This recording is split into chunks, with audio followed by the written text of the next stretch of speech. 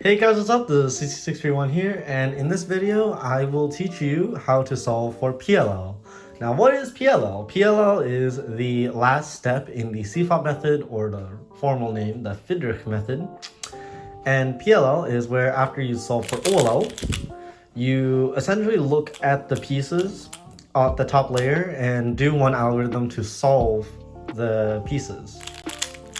That's the wrong one. And there are 21 cases, and in this video I'll teach you all 21 algorithms for each case and where to look for AUF. So yeah, let's get into it. Now this video will actually be a series of videos that I will try and pump out every other week, so that is good. I'm posting more often now, so that is a positive. Now the first set of cases that we'll look at are the cases where all the corners are solved and we just need to move around the edges.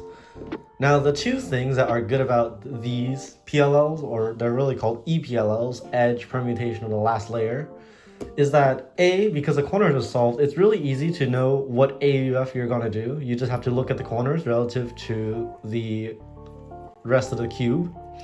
And second of all these algorithms are MoYu gen algorithms, so they should be pretty easy to memorize.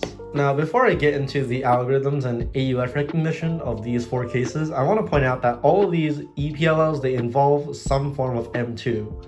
And an M2 move is done like this. And it can be done quickly by doing one M move with your middle finger and then the other one with your ring finger. It will take some practice, although if you practice them long enough, you'll eventually get them down like second nature. But anyways, here's the H-perm, and you do this algorithm.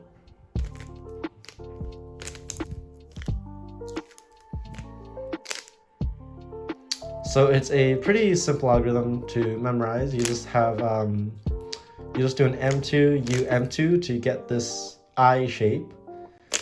You do a U2, and then do the same three moves again. Now the next PLL here is a Z-perm, or Z-perm if you're Australian. So this is what the case looks like, and here's how you do it.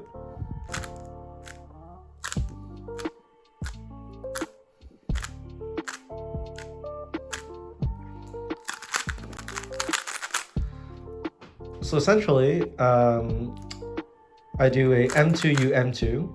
Now I turn this I shape into an H, and then I essentially solve these two white edges by doing M prime U2 M2 U2.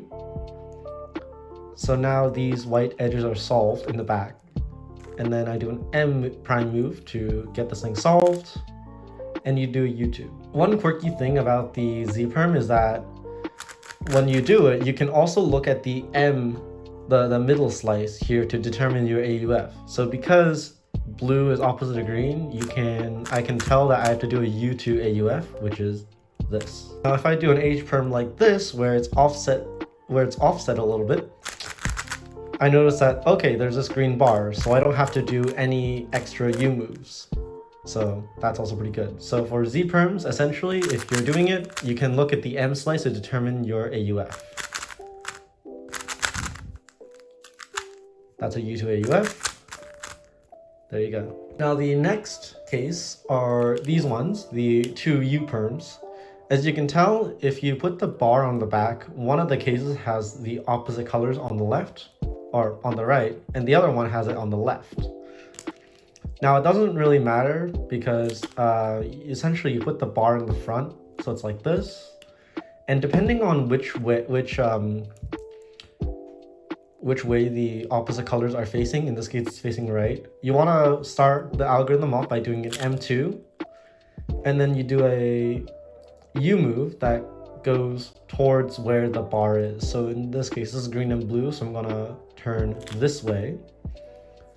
And then I do M prime U2 M, and then I solve this white bar, like so.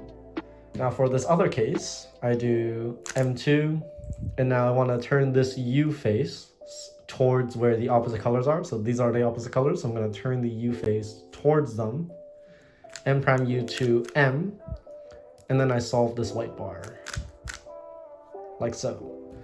Now, the algorithms for these cases will be down in the description below if you want to practice them. But anyways, I hope you enjoyed watching the first part of the series, and I will post another one pretty soon. So, see ya.